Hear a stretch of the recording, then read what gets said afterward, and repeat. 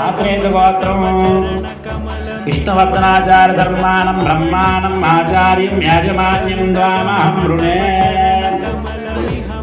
पूर्वार्थसङ्कल्पप्रकारेण नवपञ्चार्चनार्थम् आत्रेयगोत्रं धनञ्जयाचार्यधर्माणं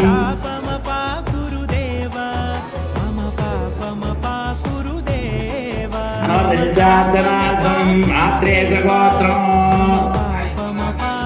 साई भवनाचार्यधर्मान् अर्चकं द्वामहं वृणे उदास्मि करिष्यामि ज्ञानदा भगवतो बलेन भगवतो वीर्येण भगवतस्तेजसा भगवतकर्मणा